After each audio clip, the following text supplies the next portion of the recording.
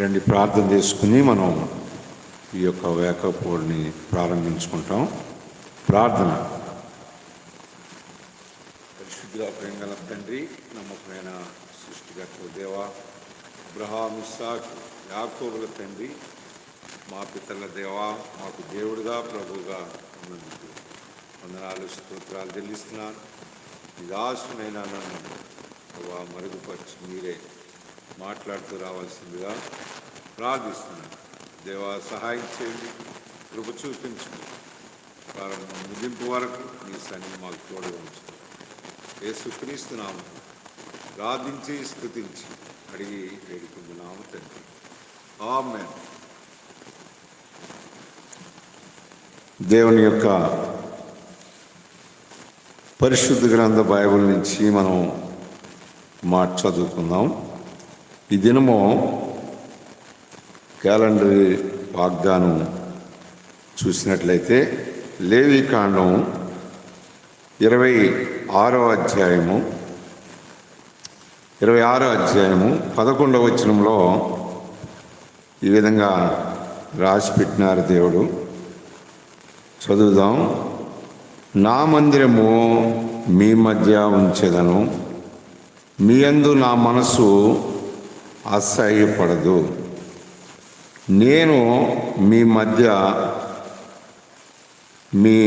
మధ్య నడిచేదను, మీరు మీకు దేవుడినై ఉందును, మీరు నాకు ప్రజలై ఉందురు.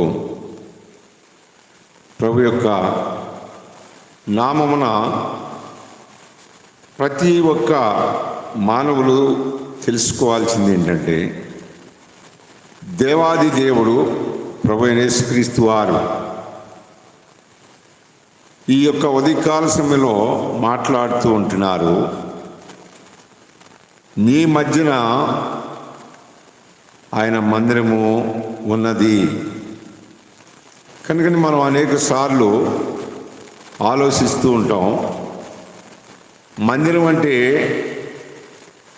భౌతికంగా కట్టే ఈ మందిరాలు కాదు, కానీ ఆత్మ సంబంధమైన రీతిగా దేవుడు రాసిన ప్రతి మాటలో కూడా ప్రతి మాట కూడా ఆత్మ సంబంధంగానే రాపించినారు. కనుకని అపోస్తలుడైన పౌలు గారు కొరింథీ సంఘానికి కూడా చెప్తున్నాడు.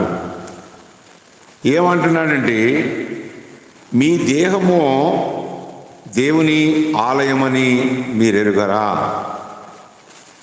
కనుకని దేవుని యొక్క ఆలయము మనము.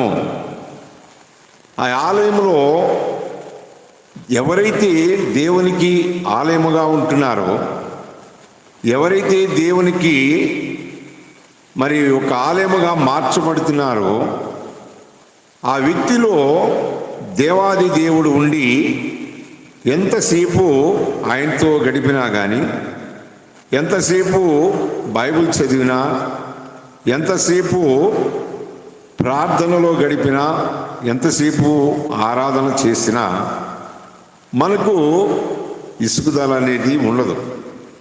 కారణం ఏంటంటే, ఆ దేవాది దేవుడు ఈ దేహాన్ని ఏం చేసినారంటే తన ఆలయముగా మార్చుకున్నారు.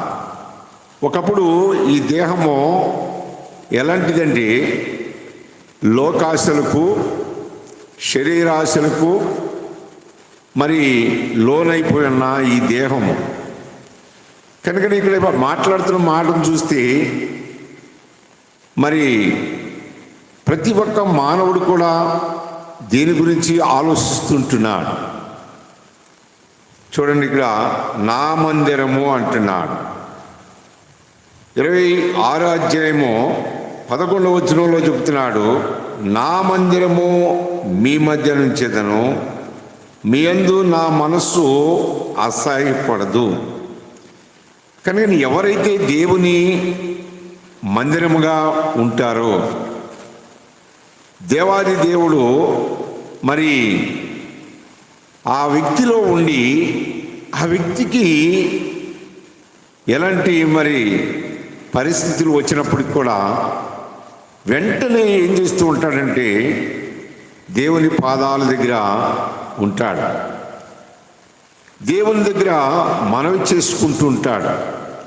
ఎందుకు కారణం? తనకు కలిగిన బాధలన్నీ కూడా ఎవరికి చెప్తాడు అంటే దేవునికి తన హృదయాన్ని ఇచ్చినప్పుడు, దేవుడు ఆ హృదయంలో నివాసం చేస్తున్నప్పుడు తన ఆలోచన అంతా కూడా వెళ్తుందంటే దేవుని వైపుకే వెళుతుంది.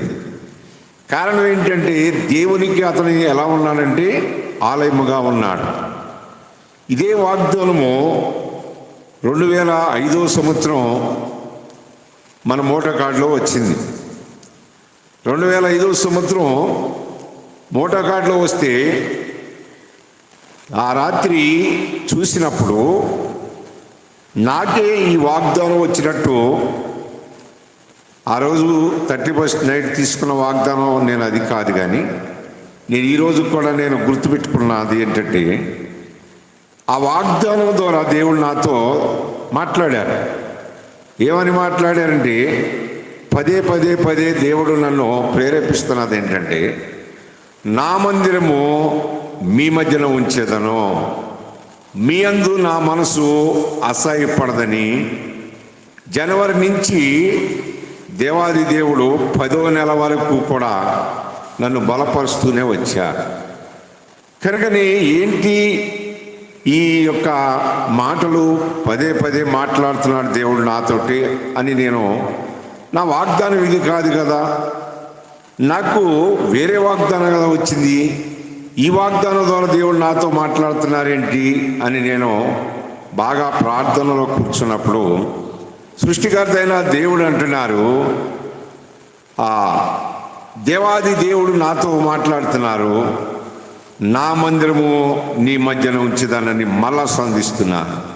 అసలు ఏంటన్నది నాకు అర్థము కాక కొన్ని దినాలు మరి దేవుని సన్నిధిలో ఫాస్టింగ్ ఉండి ప్రేయర్ చేసినప్పుడు ఆ దేవాది దేవుడు చూపించారు, ఇంకా 2 నెలలు మాత్రమే ఉంది, ఇంకా మరి ఈ సంవత్సరం అయిపోతుంది, 2006లోకి వచ్చేస్తున్నాం కదా అని నేను అనుకున్నప్పుడు, నా మనసు అట్లా అనిపిస్తున్నప్పుడు ఆ రాత్రి తెల్లవారుజామున ఆ రాత్రి అంతా ప్రార్థన చేస్తూ ఉన్నాను. తెల్లవారుజామున దేవుడు నాకు చూపిస్తున్నారు. విసనపేటలో సిద్ధార్థ కాలేజీ అని ఉంది, ఏకొండూరు రోడ్లో. దాని వెనకమాల ఎన్టీఆర్ కాలనీ అని కూడా ఉంది. అక్కడ మందిరము తర్వాత ఇల్లు దేవుడు నాకు చూపించారు. కనుక ఉదయాన్నే లేకంగానే అన్నవాళ్ళతో చెప్పి పలానా చోట ఇట్లా చూపిస్తున్నారన్న అంటే అది ఆ దర్శనం చెప్పినప్పుడు వాళ్ళు నవ్వారు. ఆ దర్శనము కరెక్ట్ కాదు అని అన్నారు. అవునో కాదో నేను వెళ్ళి చూసి వస్తానని ఉదయం లేకంగానే బయలుదేరి ఇంకొక అన్నని తీసుకుని వెళ్ళాం. అప్పుడు తిమోతన్న నేనిద్దరం ఉన్నాం అనమాట. ఆ మందిరంలో దేవుని తరిబిదిలో ఆయన గంపలగూడెం వెళ్ళాలి, నేనేమో విసనపేట వెళ్ళాలి.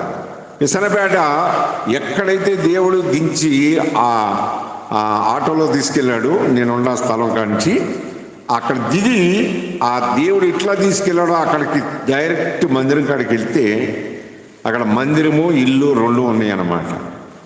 కనుక ఇదే దేవుడు చూపించిన మందిరం అని నేను నిశ్చయించుకుని పక్క వాళ్ళని అడిగితే, అవునండి ఇది కొంతకాలం బట్టి ఆగిపోయింది ఈ మందిరం, కనుక దేవుడు మీకు చూపించింది ఈ మందిరమేనా అని అడిగినప్పుడు అవునని చెప్పాను. ఆ మందిరంలో అనేకులు కోళ్ళు కప్పిస్తూ ఉన్నారు. ఆ మందిరం చూడగానే చాలా బాధాకరమైన పరిస్థితి ఎదుర్కొన్నాను. కనుక నా పక్క వాళ్ళని అడిగితే ఆ పాస్టర్ గారు విజయవాడలోనే ఉంటాడు, మధురానగర్లో ఉంటారు, మీరు వెళ్ళగలిగితే ఆయన ఇస్తాడు, ఫోన్ చేయండి అంటే అక్కడి నుంచి ఫోన్ చేస్తే ఆయన అన్నాడు, మీరు ఎవరి తాలూకా ఏంటనంటే చిట్టినగర కరిమేల చెట్టి తాలూకా అండి. అయితే నాకు తెలుసు మీ సంస్థ గురించి, రండి నేను ఇస్తాను అని అన్నాడు. ఆ సంవత్సరము 12వ నెల పూర్తి కాకముందే 11వ నెలలో దేవుడు నాకు ఆ మందిరాన్ని అప్పగించారు. కనుక ఇది భౌతిక సంబంధమైన మందిరం గురించి నేను మీకు చెప్తున్నాను. కనుకనే ఆ మందిరము కొంతకాలము పాటు సేవ జరిగించడానికి దేవుడు నాకు సహాయం చేశాడు. 2005లో నాకు పిలుపు వచ్చింది. ఇదే వాగ్దానం.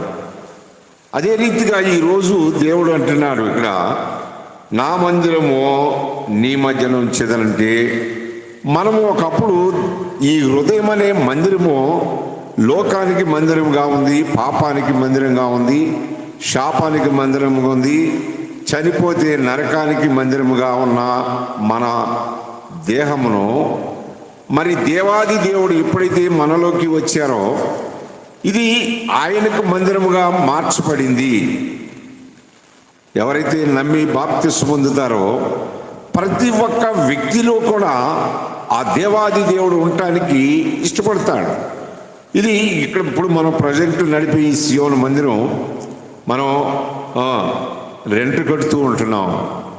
కనుక ఇప్పుడు వాళ్ళకి కోపం వచ్చినా మనం వెళ్ళిపోవాలి, మనకు కోపం వచ్చినా మనం వెళ్ళిపోవాలి. ఇది నికరమైంది కాదు, మనది కాదు. మనకంటూ ఒక మందిరం అనేది ఇస్తారు, అది వేరే విషయం. మనమే అసలు ఆయనకి ఆలయాలుగా ఉన్నప్పుడు, మనలోనే ఆయన ఉన్నప్పుడు దేవాది దేవుడు ఎవరితో మాట్లాడుతుంటారంటే, ఏ వ్యక్తి అయితే దేవునికి ఆలయంగా ఉంటారో ఆ వ్యక్తిలో దేవాది దేవుడు ఉండి అనుక్షణము కూడా ఏం చేస్తుంటారంటే మనతో ముచ్చటిస్తూ ఉంటారు. కారణం ఏంటంటే ఈ దేహము అనేది దేవుని ఆలయముగా ఉన్నది, దేవుని ఆలయముగా ఉన్నది. కనుకని దావీదు భక్తులు 132 కీర్తనలో కూడా ఏమంటారంటే, దేవునికి నేను ఒక మందిరము లేకపోతే ఒక స్థలము చూచు వరకు నేను ఏం చేయనంటున్నాడంటే నిద్రపోను, మంచం ఎక్కను. మరి దేవాది దేవుడు ప్రజలు ఏం చేయాలి అన్నది ఆయన ఆలోచన. అంటే ప్రజలందరూ కూడా ఒకసారి కూడుకుని ప్రజలందరూ కూడా దేవుణ్ణి మహిమపరచాలి అనేది దావీదు యొక్క ఆలోచన. కనుకనే అందుకనే అంటున్నాడు 132 కీర్తనలో మనం చూస్తాము. అక్కడ ఏమని రాసి పెట్టినారో చదువుకుందాం. కొద్ది మాట మనం చూసినప్పుడు సృష్టికర్త అయిన దేవుడు ఎక్కడ ఉంటాడు అన్నది మనం ఆలోచన చేస్తే, దేవుని మందిరము అయిన మనము ఆయన మనలో ఉండి మనతో మాట్లాడతాడు, ఇతరులతో మాట్లాడిస్తూ ఉంటాడు. కనుక దేవాది దేవుని గురించి దావీదు భక్తుడు ఇక్కడ రాపించిన మాటను దేవుడు ఆయన ద్వారా రాసి ఇచ్చిన మాటను మనం చూస్తే, దేవుని యొక్క పిల్లలమైన మనం ఈ మన పితరుడు దావీదు గారి యొక్క తీర్మానం మనలో ఉన్నదా? దేవుని ఆలయం కొరకు, దేవుని స్థలం కొరకు మనం ఎంతో ప్రార్థన చేస్తున్నాం. పట్టుదల కలిగి దేవునికి స్థలం ఇచ్చే వరకు, అంటే భౌతికంగా మనం కూడుకోవాలి, దేవుణ్ణి ఆరాధించాలంటే ఎవరింట్లో వాళ్ళు చేస్తే కుదరదు. కానీ ఒక ప్రత్యేకమైన స్థలము దేవుడు మనకి ఇవ్వాలి. ఆ ప్రత్యేకమైన స్థలము కొరకు భారముతో, బాధ్యతతో మనం మోకరించి ప్రార్థన చేసి కన్నీరు విడిచినప్పుడు దేవుడు మనల్ని బలపరిచేవారిగా ఉంటాడు. కనుకనే దేవాది దేవునికి మందిరముగా మనం ఉన్నాము కాబట్టి, ఎప్పుడైతే రక్షింపబడినామో, ఎప్పుడైతే దేవునికి మన హృదయం ఇచ్చినామో, ఎప్పుడైతే దేవునికి మనము సంబంధులుగా మార్చబడినామో, అప్పటి నుంచి ఇప్పటి వరకు కూడా మనము ఎందుకు చదవాలి ప్రతిరోజు బైబిలు, ఎందుకు చేయాలి ప్రార్థన ప్రతి పూట, ప్రతి గంట, మన ఆలోచన అంతా కూడా మరి దేవుని మీదే ఉంటుంది కానీ లోకం మీద ఉండదు. కారణం ఏంటంటే నువ్వే దేవుని ఆలయముగా ఉన్నావు కనుక. మనం ఇక్కడి నుంచి ఇంకొక వేరే ప్లేస్కి మార్చినప్పుడు దేవాది దేవుడు ఇక్కడే ఉండండి, మీరు అక్కడికి ఎందుకు మారుస్తున్నారని అనడు. ఇది ఓన్లీ పరిశుద్ధ మందిరముగా ఉంది. కానీ దేవుడు నివాసం చేసే మందిరం ఎవరై అంటే నీవు, నేను, మనము, మనందరము. మనలో ఆయన ఉంటాడు. కనుకనే పౌలు గారు ఇక్కడ కీర్తనాకారుడు చెప్తున్నాడు, దేవునికి నేను ఒక మందిరము స్థలం చూసు వరకు యాకోబు యొక్క బలిష్ఠునికి మొక్కుబడి చేశాను. కనుకని ఎట్లనగా యెహోవాకు నేనొక స్థలము చూచు వరకు, యాకోబు యొక్క బలిష్ఠునికి ఒక నివాస స్థలము చూచు వరకు నా మనందరము కూడా ఆ దేవాది దేవుని యొక్క మందిరములుగా ఉండే మనము ఇలాంటి పట్టుదల కలిగి, ఇలాంటి భారముతో, ఇలాంటి బాధ్యతతో ఒక స్థలము దేవుడు ఇచ్చే వరకు, దేవాది దేవుడు ఒక మందిరం అనేది మనకిచ్చే వరకు మనము భౌతిక సంబంధమైన మందిరంగా మనము పోరాడాలి. ఆత్మ సంబంధంగా దేవుని ఆలయం మనమైతే, అందుకని పాట కూడా ఏమందంటే మందిరంలోనికి రారండి అని అంటారు. చూడండి, అంతేకాదు ఇంకొక పాట వేరే సంఘాలు పాడుతూ ఉంటారు. ఏమంటారంటే ఆ పాటలో ఏమన్నది ఒక మాట అంటే, హృదయమే నీ ఆలయము క్రీస్తు అనే పాట ఉంది. కనుక మన హృదయమే దేవుని ఆలయం. ఇది పరిశుద్ధ మందిరం, మనం కూడుకునే మందిరం. మనమేమో ఆయన ఆలయములుగా ఉన్నాం. ఆయన మనలో ఉండి ఏం చేస్తూ ఉంటాడంటే ఎంతగానో సంతోషించేవాడుగా ఉంటాడు. కనుకని మనం కొత్త నిబంధనలు చూస్తే అపోస్తలుడైన పౌలు గారు ఒకప్పుడు దేనికి మరి ఆలయముగా ఉన్నాడు. దేవాది దేవుడు దర్శించినప్పుడు ఆయన అంటున్నాడు, అయ్యో నేను హింసకుడను, దోషకుడును, హానికరుడనైన నన్ను దేవుడు మార్చుకున్నాడు. అందుకనే ఆయన ఏమంటాడంటే రోమా 14:7 అంటాడు, ఏమని చెప్పి రాసినారు అక్కడంటే, దేవుని పిల్లలమైన మనము ఎవడైనాను బ్రతికినాను చనిపోయినాను మనం ఎవరి వారం అంటున్నాడు? క్రీస్తు వారము, క్రీస్తు వారం. కనుకనే దినములను లక్ష్య పెట్టువాడు ప్రతి ఒక్కడు కూడా మనం ఎవరి వారము అన్నది చాలా జాగ్రత్తగా ఆలోచన చేయాలి. కనుకని మనము దేవుని యొక్క పిల్లలమైన మనం బయట ప్రపంచంలో తిరిగే ప్రజలు చాలామంది కూడా లోకానికి ఆలయములుగా ఉంటున్నారు, పాపానికి ఆలయముగా ఉంటున్నారు. త్రాగుడికి, తినటానికి, తిరగటానికి మనం పుట్టింది ఎందుకని అంటే తినటం, తాగటం, తిరగటం, తిట్టడం, ఇలాంటి రకరకాల కోరికలకి మానవులు ఉంటున్నారు. కనుకనే అయితే దేవునికి నీవు నేను ఎలా ఉన్నామంటే, ఆ జీవము గల దేవుడు నిన్ను నన్ను ఎందుకు ఎన్నుకున్నాడంటే భౌతిక సంబంధమైన మందిరాలు కాదు, కానీ మీరే నాకు ఆత్మ సంబంధమైన మందిరాలుగా ఉండాలి. కనుక ఆత్మ సంబంధమైన మందిరముగా ఎవరైతే ఉంటారో వాళ్ళలో ఏముంటుందంటే నెమ్మది ఉంటుంది, శాంతి ఉంటుంది, సమాధానం ఉంటుంది, ఆనందం ఉంటుంది. తర్వాత వాళ్ళ స్తుతి ఉంటుంది, దేవుణ్ణి సంతోషపెట్టి ఆలోచన అనుక్షణం వాళ్ళలో ఉంటుందన్నమాట. అందుకని అంటాడు, ఏమంటున్నాడంటే ఎవరైనా సరే ప్రతి ఒక్క వ్యక్తి కూడా దేవుని ఆలయములుగా ఉండాలని కోరుకుంటున్నాడు. కనుకనే దేవాది దేవుడు కోరిక అది.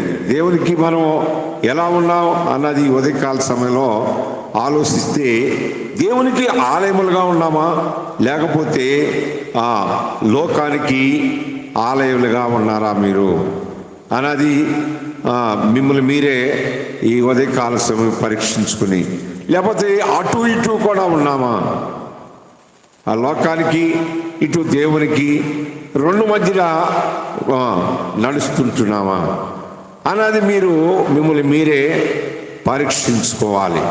మిమ్మల్ని మీరే పరీక్షించుకుని ఇప్పుడు నుంచైనా సరే, దేవా నేను నీకు ఆలయముగా ఉండటానికి ఇష్టపడుతున్నాను, నాలో మీరు ఉండండి, మీలో నేను ఉండాలి. కనుకని ఈ యొక్క ఆలయం కూడా అంటే మన హృదయం కూడా ఒక దినాన దీనిలో ఉన్న ఈ ఆత్మ వెళ్ళిపోయినప్పుడు ఇది కూడా శిథిలమైపోతుంది. కనుకనే సమాధి కార్యక్రమం చేసినప్పుడు, భూమిలో పెట్టినప్పుడు కొన్ని రోజుల తర్వాత మళ్ళీ ఈ రూపం కనపడదు. కనుక ఇది శిథిలమైపోద్ది. కానీ ఆత్మ సంబంధమైన రీతిగా మనం ఎప్పుడైతే మార్చబడుతుంది, ఈ ఆత్మ కొంతకాలం ఈ దేహంలో ఉండి వెళ్ళిపోయినప్పుడు ఈ డైరెక్ట్ ఎక్కడికి వెళ్తుందంటే దేవుని యొక్క రాజ్యంలోకి వెళ్తుంది, దేవాది దేవుడు ఉండే స్థలంలోకి వెళ్తుంది. అందుకే అంటాడు, నేనుండు స్థలంలో మీరు ఉండులాగా మరలా వచ్చి మిమ్మల్ని తీసుకెళ్తానన్నాడు. ఏ వ్యక్తి అయితే దేవునికి ఆలయముగా ఉంటారో ఆ వ్యక్తిని మరలా దేవుని రాజ్యానికి తీసుకెళ్లేవాడుగా ఉంటాడు. కనుక మీరు ఎలా ఉండాలనుకుంటున్నారో తీర్మానం చేసుకోండి. దేవునికి ఆలయములుగా ఉంటే మంచిది. ప్రార్థన చేసుకుందాం.